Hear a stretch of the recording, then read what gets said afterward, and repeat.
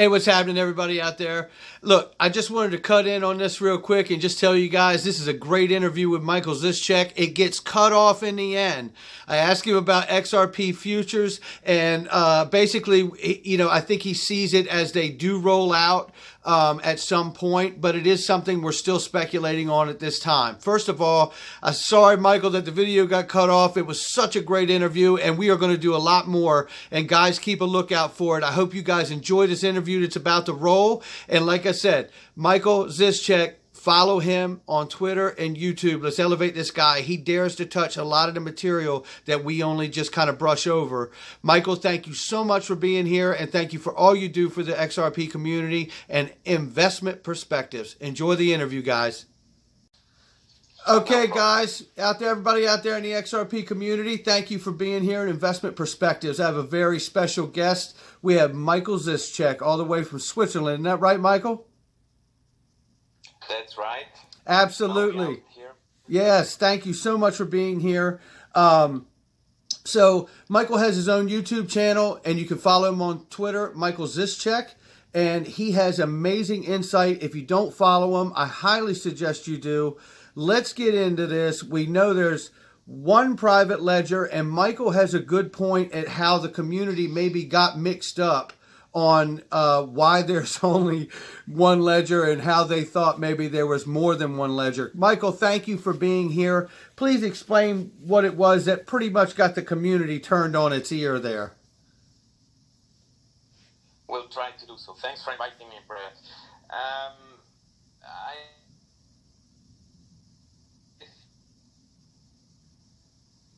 confused these price spikes. And then people were starting to doing some research, and they came across two videos from, I think, Ryan Sagone and Brett Garlinghouse talking about connecting private ledgers. But what they have been talking was actually the private ledgers from the bank, which is the whole point of ILP and X Current, their products, connecting the private ledgers from the banks. Banks had for decades already private ledgers. By no word they mention anything about private XRP ledger. And in the video I made on Monday, I basically gave, I think it was about 6 logical reasons why it simply doesn't make any sense to have a private XRP ledger. Absolutely. Absolutely, yeah. And we're getting just a little bit of lag too, Michael. I don't know if you're able to see that on your end. But yes, absolutely. I definitely think that's what people latched on to, and it just created a lot of not FUD, but just created a lot of uncertainty, which, listen, when we have questions about our investment, it's good to ask, but at the same time, when we really drill down, we got to make sure that we get the right answers out to the community, which is exactly what you've been doing. That's exactly the point. And maybe I want to add here, I apologize to those people I called idiots. And I mean, no, the point is, if you want to tell me 1 and 1 is 3, I think I'm allowed to call you an idiot. Right. Those reasons I laid out are logical reasons. And if you still pick on the point, there are multiple XRP ledgers, it's kind of, it's pointless to discuss about. Yes, exactly. Logic defies it. Yes, and I think, through this whole process, that's exactly where we've gotten to. We've gotten to that place, where the facts and the truth have rise to the top. And now we're at that place. We all know that there is one XRP ledger, and everybody else can have their own private ledgers that will interact and transact with the XRP ledger. Absolutely. And that's where we're at. And that's a beautiful thing to know that there's that kind of clarity now in the community. So let's move on to another question, because we got to go to a place now where we don't have the clarity, and that's legislation, regulation, and classification, right? So let me ask you, when it comes to that, yes, do you see a natural bull run coming from that once we have those things? Or do you see a price set where they come in and set the price of the coin And keeping that in mind, know we have XRP futures sold everywhere in the world except the US. So what happens to them too? I think in general worldwide they will create new classifications for certain kind of digital assets like XRP when it's a utility coin for the use case XRP explicitly was built. I don't think there will be a specific XRP regulation as such. Once we have that regulation, I see other financial products coming along, ETFs, whatever they're called. I'm not so into those financial products, but from then on, I'm pretty sure banks will be allowed to hold XRP, which makes it much easier to actually create such other financial products. However, for the use case, what we're waiting for, I don't think that it's regulation we're waiting for. I think we're waiting for something else. And regarding the price, I think it's not regulation which will set the price. I think it's the market itself, and it will stabilize, I think, on a quite high price just to make sure we have enough liquidity. Okay, and I agree with that. Let me let's drill down into some of that just a little bit. So, for one, as far as regulations go, just to clarify for the audience, you see it as not that XRP will be specifically deemed something. It's just that there will be a utility class that separates XRP from the pack. And I just want to make that distinction. I certainly feel that same way. Okay, and then moving on to the other point, who do you see as the powers to be or the regulatory regime who will make this decision about what this price should be? Good question. Interestingly, everyone is waiting for a sentence, so to speak, from the SEC. However, recently I came across, I don't remember where it was, but I came across an article, and in US, the SEC basically handles securities, and we all know XRP is not a security. That's right. And in that article, they mentioned another agency which deals with commodities. And I think that regulation regarding utility tokens will come from that other agency, but I don't remember the name. Are you referring to the CFTC?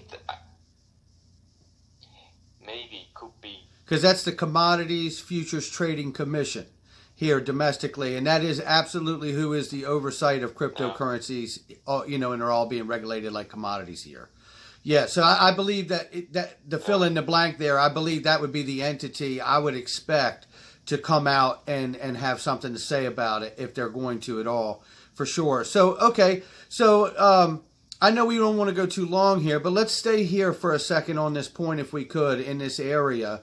So we see a regulatory regime, possibly the CFTC, come out and set this coin, or do we see a regulatory oversight from the financial area, come in because of the amount of, because we have to understand, I mean, I know you know this, I'm saying this for the audience's benefit, as well as my own, right? So we know that the banks that are dealing and signed as customers onto RippleNet are the largest banks in the world, because those are the only banks that actually have a cross-border global payments problem. So it's not a hard puzzle to solve there. So a question I would like to float out here is, would we possibly see some kind of group global oversight entity, financial-wise, come in and make an estimation of value based on the real businesses that are going to use and source XRP for liquidity?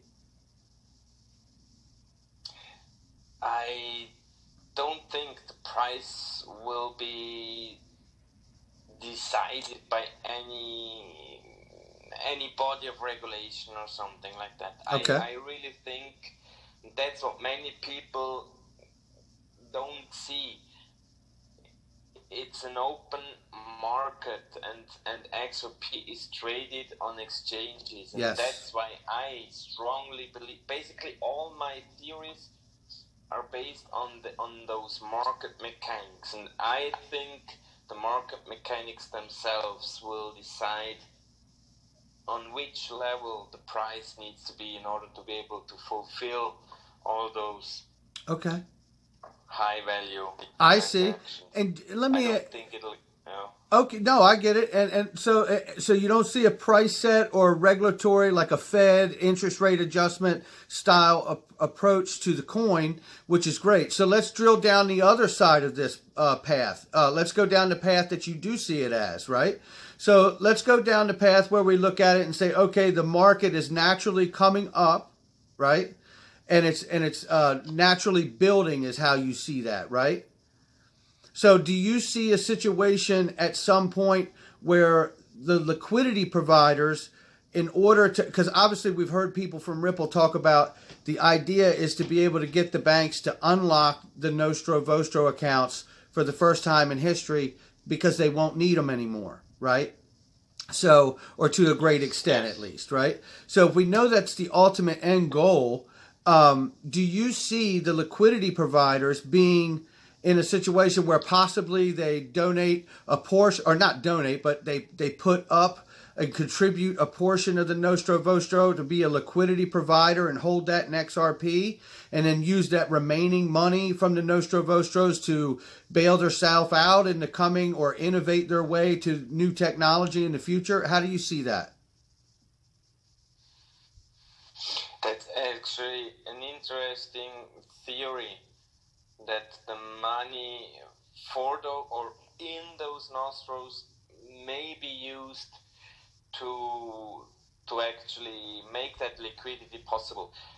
And to be honest, I don't actually know where that liquidity is coming from yet. I know Ripple is working hard on getting market makers and market takers to the whole system, and we all know that they have this X-Pool initiative where basically few people really know what it's all about. I heard some voices who thought the X-Pool may be something to get those Nostro values back into the countries, but maybe it'll help, kind of like you suggested now, to actually bring enough liquidity to those market making institutions.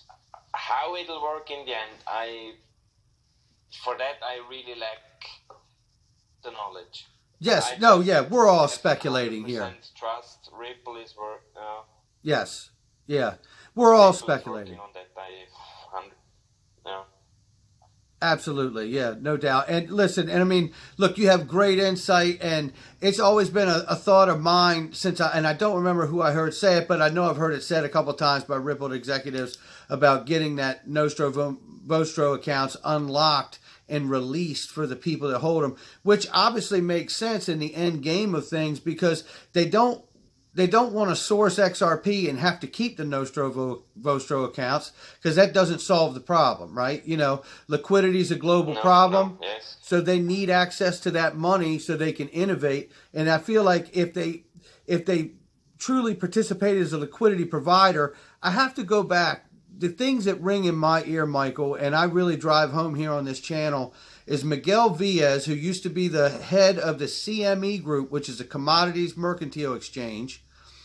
And he has said many times that, cryptocurrencies and XRP looks like commodities to him. So we know where they're at. And he said in Ripple Drop 7, when he was talking about, asked where the liquidity would come from, he said three things. He said liquidity won't come from the retail speculators in that market. And he said, and it won't even come from the market participants. And you could have knocked me over with a feather when he said that. He said the real value or the real liquidity will come from real businesses using XRP. Now, that statement that he made me feel like what he's saying is, to me, the way I understand that, Michael, is this. Currently, the market cap right now is what it is because of the fact that retail speculators believe that's what it's worth right now. The current reflection of XRP's price does not reflect use case, nor does it reflect the enormous amount of financial institutions or global financial payment systems that have already decided that this is money, right? So when I look at those things, Michael... Totally correct, yeah. Yeah, so when I look at those things, Michael, I have to say to myself, he actually says in that third sentence that the valuation, the liquidity, the amount of money that is there to draw from in the pool of water every day will come from real businesses using XRP, which tells me the valuation of Bank A, Bank B, Bank C, Financial Company A, Financial Payment Service B, will all that valuation of those companies and the weight of the work they do may change the value of this coin, not by a regular flow, but by the valuation of the source of liquidity that will be needed in demand, which would make all those banks would become the combustible engine for what it did to oil, for what it would do to XRP. Your thoughts? Exactly. I'm totally with you. And this is just interesting, right? Basically nothing to add. No, that's amazing. Well, listen, that is one hell of a compliment, man, because I know you can drill down on something. So I take that as one hell of a compliment. If you don't have anything to add on that, that's amazing. I feel like we really have something within those thoughts, you know, and we think about the fact that we're pulling these thoughts not from me or you, Michael. We're discussing what Miguel Villas has said, right? You know, this is very compelling to me. Very compelling to me. It is, indeed. I mean, in some of my videos, I basically, when I was talking about the Shane Ellis theory, I made several references to him and even added links to videos where he was talking, about specific issues.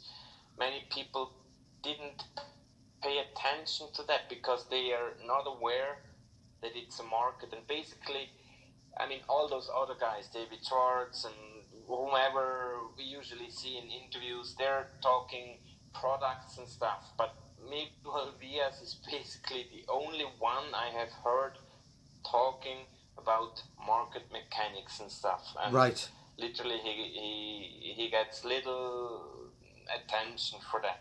Yes. But in the end, I think for us retail investors, he's basically the guy to listen to. Yes, absolutely. I couldn't agree more. So, Michael, one more final question, and then we'll wrap this thing up. How do you see XRP futures? Do you see them remaining and being